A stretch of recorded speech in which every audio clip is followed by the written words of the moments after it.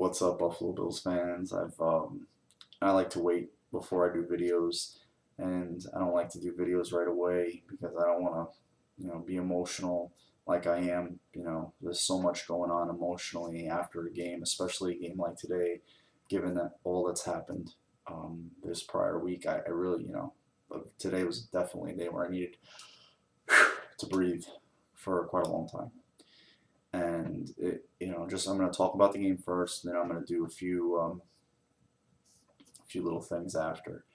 Um, right from the get go, I mean, it's like they take the ball, they win the toss and take the ball, which was like, ooh, it's pretty ballsy. And for it seemed like forever when it was going on, but well into the second quarter, the team was just totally stagnant, flatline offensively. And CJ just didn't seem interested at all at playing today. He really didn't. He seemed just totally disinterested. Didn't want to get any tough yards. Didn't really concede that he was really going to have to run hard to make any hay today. He just again back to trying to bounce stuff to the outside and just getting run out of bounds for -1, -2, run up the middle for nothing. Where he just the first guy touches him, he goes to the ground. An Olay on a blitz pickup where he gets Orton killed. Thank God Orton didn't fumble or get hurt, but Ashley Palmer blasted him. And I was just like, oh, fans really look. This is why the guy can't be on the field all 3 downs. He does want no part of this aspect of the game. Where Fred, he's going to go up in a linebacker's grill and try to put him on his ass. You saw it last week where he knocked J.J. Watt down on a nice block. Fred Jackson. So that aspect was tough, and Fred was making some hay in the running game when he had his opportunities. He was running hard like he always does. Got a nice screen pass, took it up for like 20 plus. Again, got hurt late in the game, but still was able to bounce back up and be out on the field for that last series, probably for blitz pickup. And he's a reliable set of hands out of the backfield. But the offense again, second half, it was like, oh man, this game it had with the penalties. And if you watched any other games today other than the Bills game, I don't know if you had the stomach to or the emotion to after this one, there was just laundry all over the field today. The refs are this game is so micromanaged, over administrated. It is disgusting. It's almost made the game unwatchable. If something positive happens for your team, whether you're a Bills fan or you're just another fan of another team who watches the video and thinks I'm trolling or something. I'm not. I'm not a troll. I don't come on here to talk crap about other teams.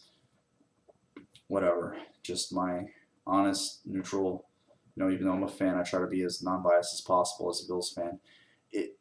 All you do as a fan of an NFL team now or a football fan is just sit there. If something positive happens for your team, whether it be offensive or defensively, the only thing you do is sit and wait to see if there's a little yellow flag logo underneath the score. That's all you do. Well, is there a holding? Is there illegal contact? Is there a pass interference? Is there a whatever? Is there an offsides? You're just always looking, for the other shoe to drop, and it's terrible. It is just unbearable. And the Bills just were like, it was like, when is this going to stop? And then finally, the game they go into halftime, 3-14. And I'm thinking to myself, well, my God, the score could be 21 to 3 right now. It could be 17-3. It could be 20-3. There was some missed field goals. And I was just like, okay, I should just thank my lucky stars. It's like this. It's still possibly winnable, but highly doubtful at this point. Third quarter plays more of the same. Then finally, mid-third quarter, they get a drive together. They're on the Detroit side of the field, third, I think, and 8. And then, Orton makes as good a throw as any quarterback the Bills have had. Any throw a Bills quarterback has made in 3-4 years on that pass where he throws, looks off the safety, gives him a little shoulder pump, throws Goodwin open. An amazing sequence of plays by them.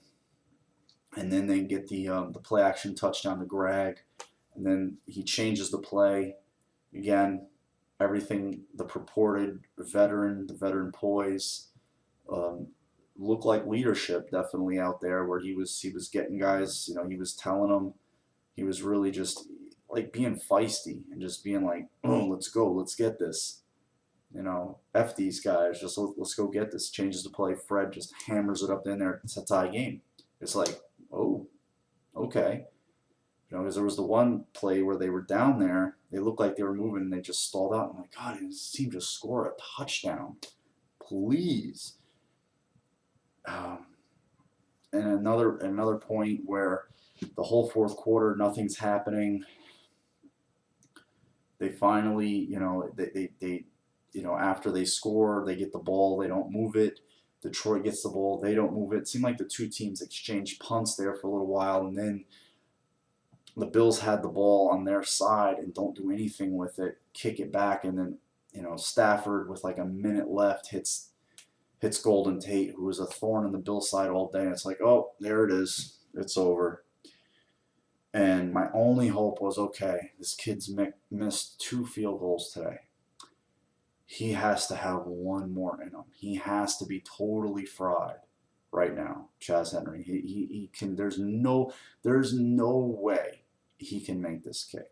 I'm thinking to myself, like, he's mentally game-winning kick.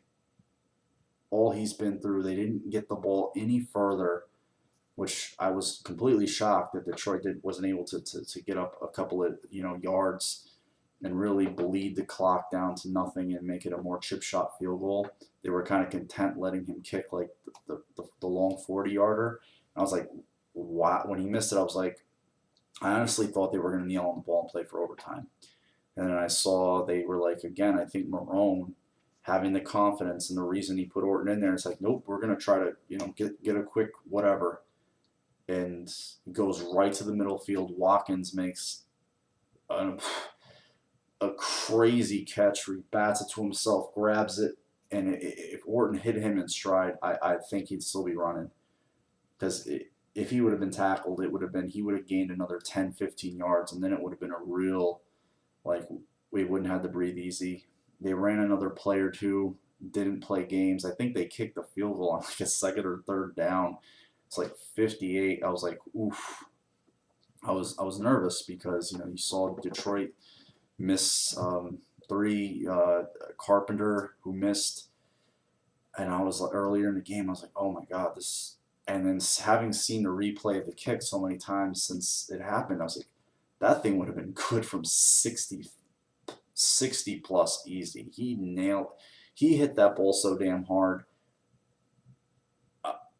For a kick, I was like, oh, wow, that thing was 5, 6, 7 yards above the bottom goal. A crazy kick, and a crazy win. What a win. They really needed this win. The team, the organization, in lieu of everything. The quarterback change, the ownership's going to change on Wednesday. Mary Wilson and the trust and just her whole family. The last time that they're going to own the team in Ralph's hometown. It was just a huge win, a huge feel-good win for the team. And I hope this kind of win really unites them and pulls them through. And, getting into some other issues, mainly offensively, and I haven't even talked about the defense, and they were so stellar today. They were so stellar. That defensive line, Darius, the game of his life.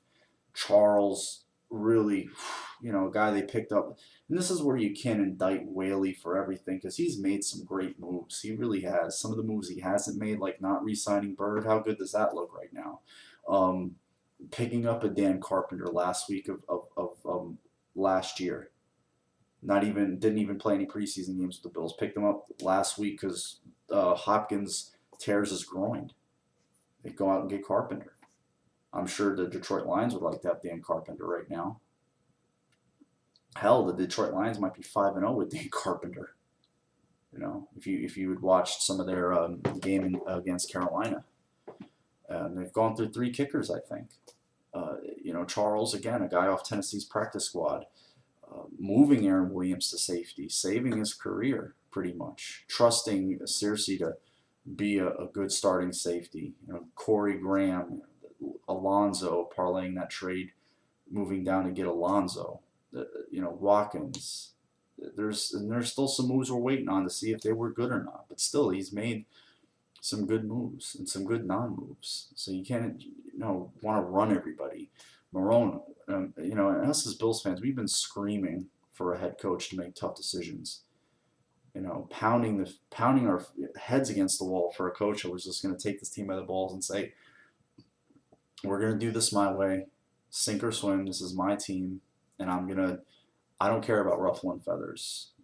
You guys want to win? We're going to have to do bad things sometimes, or things that are very unpopular to win games." Which leads me into my next thing. I don't think this is going to be a hard decision for Marone. Given the way CJ played today, some of his body language, some of Marone's prior, let's just say, unhappiness with CJ, and there was a couple of times where CJ just, his body language was really bad today. Again, I don't think he didn't look interested in playing today much at all. I would not be shocked at all if Marone was just. I would not be shocked if Bryce Brown was active. Especially with New England, they're going to want to keep the ball away from those guys. They're going to want to run the football against New England. They're going to want to run the football. If I would pick a game where I would see the Bills want to return to really trying to run the football after having thrown the ball 40-plus times the last couple of weeks, this is definitely a week. They want to pound that football because, I think the best recipe for Tom Brady, the best defense is sidelines. Keep him on the sidelines. Keep the clock moving. Keep him on the sidelines. So I wouldn't be shocked, and try to utilize CJ in other ways if they want to, out in space, in the slot or whatever, as a decoy, something. I just don't think that utilizing him as a regular running back the way they want to use a running back is productive, and he doesn't seem interested in doing it. So it's really it's like pounding your head against the wall with that whole situation. And then with the blitz pickup and things of that nature, if he can't bounce it out and he makes a guy miss and goes for 20, he's not interested. He seems to lose his mojo a little bit. He gets frustrated.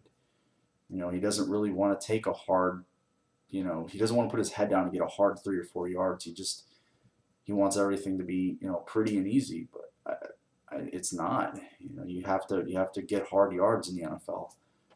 Not all the yards are going to be pretty yards. You got to get ugly yards, and he's just not. He's not that kind of running back, but he just doesn't want to. He doesn't want to, conform a little bit. He doesn't want to temper himself, and you can't continue to have that. You can't continue to put the offense in situations where it's, 2nd and 10 or 1st and 12 because he runs out of bounds, or he's, the first guy touches him and he just falls like today. He had 10 carries for 8 yards. That was terrible. And I know Detroit's good, but there was still Fred was really grinding when he was in there, and CJ just seemed, like I said, was uninterested. It's going to be interesting to see how that goes. The quarterbacks, I'm not going to compare Orton and EJ. That's going to be the thing. You can't compare a 10-year veteran quarterback to EJ. EJ, you can't. And I'm not ready to give up on EJ. I'm not ready to throw EJ under the bus. A lot of Bills fans are, sitting pretty fat and happy, ready to do. I'm not going to be the guy to do that. What I did do a little bit the last week and today was look at Orton, Kevin Kolb, and Ryan Fitzpatrick. The last 3 veteran quarterbacks that have really been, really tied into the Bills. And guys with a lot of playing experience, guys that, Orton and Fitzpatrick way more than Kolb even. And Kolb was their veteran guy.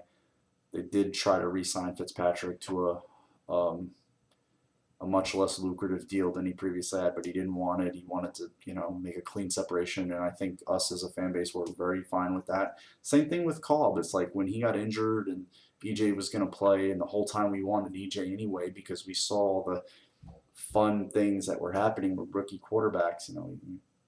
Even though Kaepernick wasn't a true rookie, he was a rookie, having not played too much, and then RG3 and then Luck. We're just like, come on, let's do this. Russell Wilson, let us get this. Let us, we just starving as a fan base for something. And, having looked back, it was Marone must have been saying this whole time, I was like, my God, I wish I had Kevin Cobb on my bench. I wouldn't have to be, looking at practices of Pat White and, Matt Leinart and the other guys, the Dennis Dixon of the world, that they just didn't want to have to go that route. I don't think at all.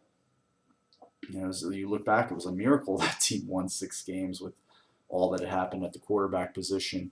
And given this year, looking at the argument they potentially could have had, is this, and EJ struggles in the preseason and some of the practices, it just, Marone was like, this guy's not ready to take this team the reins. He's not.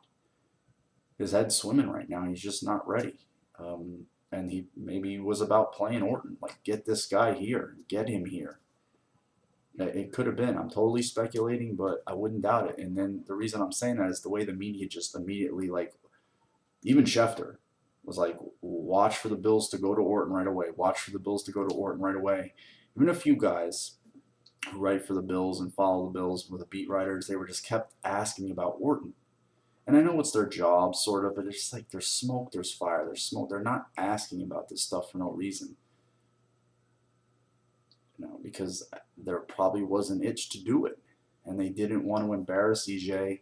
They didn't want to undermine it. And then they were like, after the San Diego game, they were like, wait and see. If he goes down there, but having seen what he did in a hostile environment under that pressure and knowing what he was going to face in Detroit in an indoor environment again, they're like, we don't want to destroy this kid.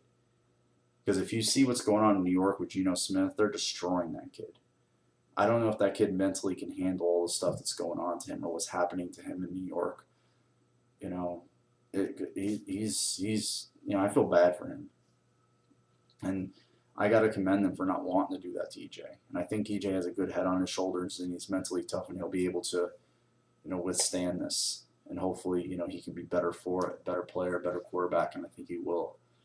But just watching, just sitting back and watching Orton. Orton hasn't have to directly, take him by the suspenders and say, hey, you do this, this, and this. No, just watching, having a veteran sitting there in the room looking at tape with him. What's he going to learn from Jeff Toole and Thad Lewis?